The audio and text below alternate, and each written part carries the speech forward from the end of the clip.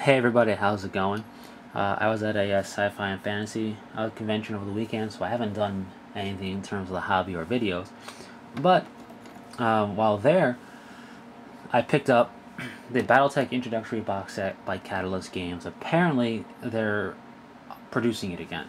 It's on the war. It's in stock at the War Store. I imagine you'll be able to find it at Amazon and stuff like that, or at your own local gaming stores. But I was there at the dealer's room. I saw it. I picked it up. I'm glad because I want to get into this game. I've been wanting to get into this game for a while.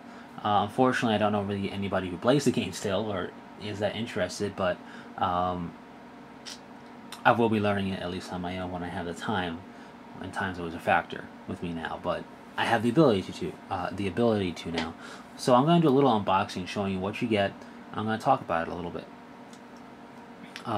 Now, I currently have still zero experience playing the game, but hopefully in the future, time permitting, I'll be gaining experience.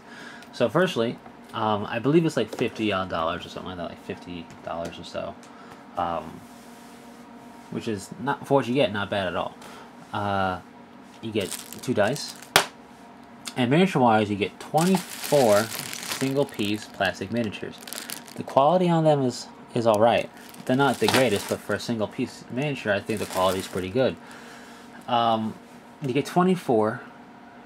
That lets you make 6 lances of six lances of mechs. A lance is the inner sphere basic like unit of mechs. It's 4, so that's why you can make 6 of them. Those are all inner sphere mechs anyway, so you would only be making lances with that. The clans utilize what's called a star formation, which is 5 mechs. And speaking of clans, you get 2 clan mechs. You get a Thor. If I can get it out of the box, there we go, which comes in a little box and it's got its name on it. Thor, which is really the summoner, but the Innisphere call it a Thor. And then you have the Hellbringer, which the Innisphere call a Loki. Now I took the Loki out of its box, and it's a multi-part plastic miniature with higher detail than what's in the single piece miniatures, as you would expect.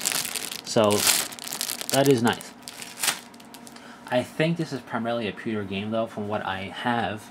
I do have some pewter miniatures that I bought like years and years ago that I'm slowly going to try and repaint to make them look nice.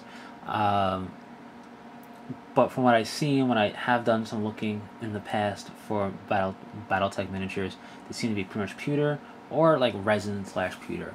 So there's no real plastic, at least in force, that I've seen yet. So with that in mind, these plastic things are nice. And that's what you get as far as mechs and dice and all that. Then you have the quick start rules. Pretty much you take the map that's in the map pack in the bottom of this book, the mechs that you need for the basic training mission, and the dice, if I didn't say so already, and you're good to go. You'll pretty much be getting a feel for the game with just this and that, and the miniatures and all that, which is nice. Now, before I continue, I do want to say Battletech is a book-driven game, meaning there are 2 core books. There are 3 advanced core books. There are other books around that. There are the technical readout books, which aren't necessarily required, but are nice. I mean, you'll probably be able to find the technical data for your mechs online, but the technical data books, I don't have one on hand to show you, unfortunately. I do have a decent amount. I collected them back in the day. Those have a little bit of fluff and the mechs, of the mechs in them. A picture of the mech, the armor points, the heat, and stuff like that. Pretty much what you need to fill in on the mech data sheet, or the mech record sheet, which you'll see later on. So before I continue, I want to say it is book-driven. It's like D&D is for role-playing games. D&D is probably one of the more book-driven role-playing games, one of the more quote-unquote mainstream book-driven role-playing games. I'm sure there's some more obscure ones out there that are more book-driven. But the Battletech war game is like D&D is for the role-playing game. It's very book-driven. You only need a few books to get started and play fun games, but If you want the full experience, you're going to need a bunch of books. So that may be something to think about if you're going to get started. This is your reference sheet. It's got the different tables on there, and what's nice, it has the page number for if you're going to go back into the book. It's double-sided for all the tables you need. And it's not laminated. It's a heavy card type of stock or a cardboard type of thing, but it's not laminated. So I would suggest laminating it so that way water won't damage it and won't just get frayed. You know, the more you handle a cardboard type of thing, the more like the edges get frayed and all that. So laminating it will keep it around longer. Alright, these are those mech record sheets I was talking about. This one's for the Enforcer, the one on the bottom is for the Hunchback.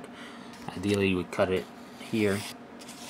Then you have over here you got more mechs, you got vehicles if you choose to buy any, and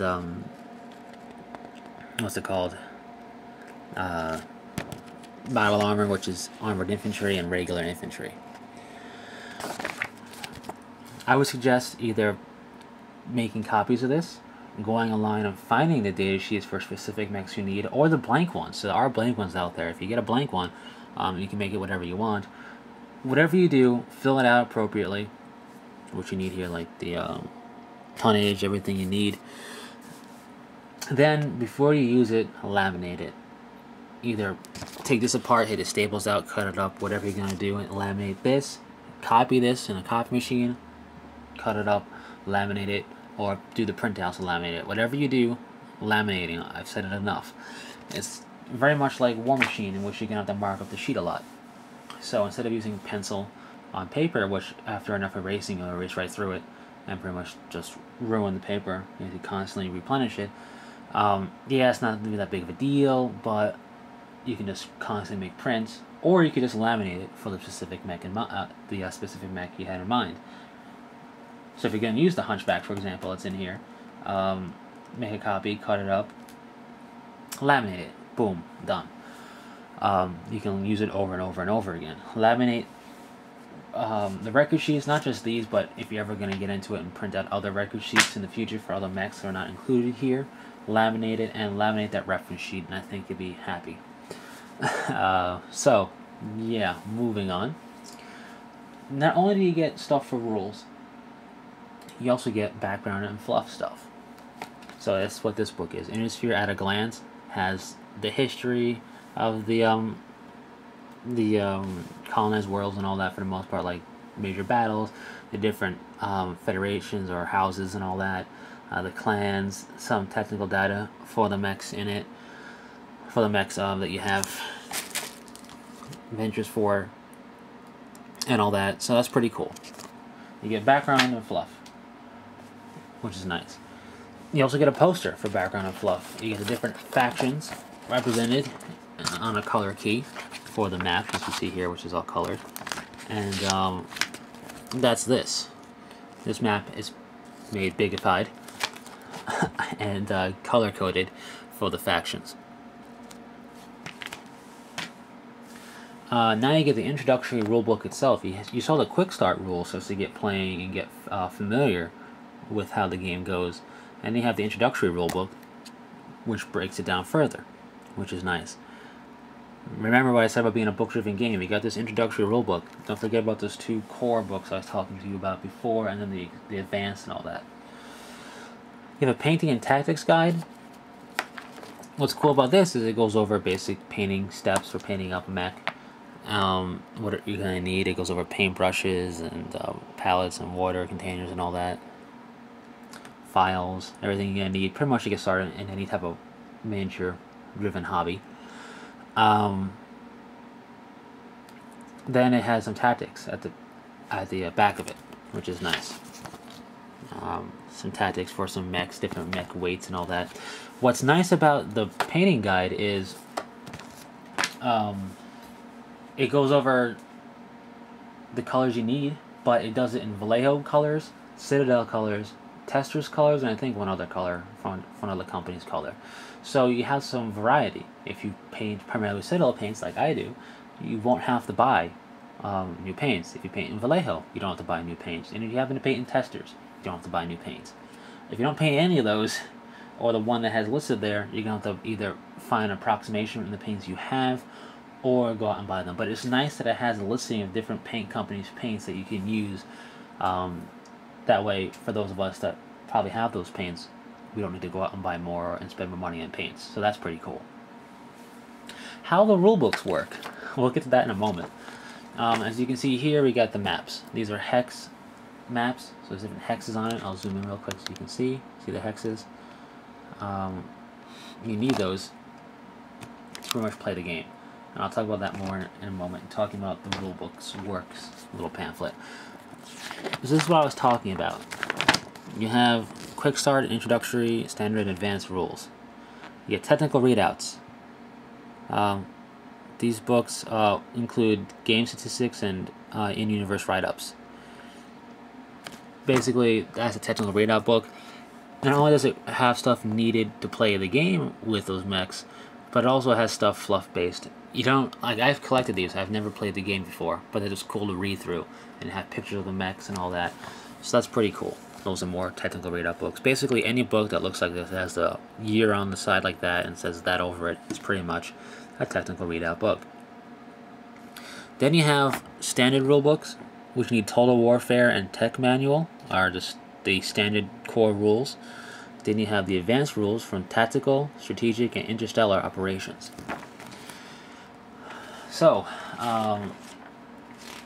there's also a Time of War, which is the Battletech RPG, which kind of brings it to the table as well, but you don't need that.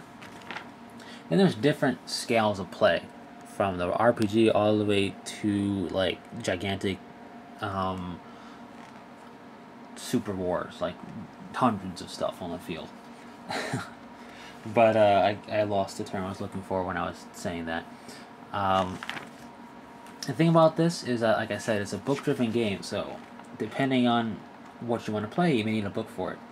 But the Time of Warfare and Tech Manual are your basic core rule books that they suggest picking up, and I would suggest picking up if you're going to get into it. I haven't looked at them myself, so I don't know how much is in there. There's not in the introductory rule book. I imagine some stuff. Or some extra stuff, not, some more in-depth stuff. The advanced books, I would say, aren't really necessary unless you want to play a hexless game. Like I said, you need the hexes. It's a board game that's based on hex grids. That determines your movement, the range to your weapons, pretty much everything you need to play the game.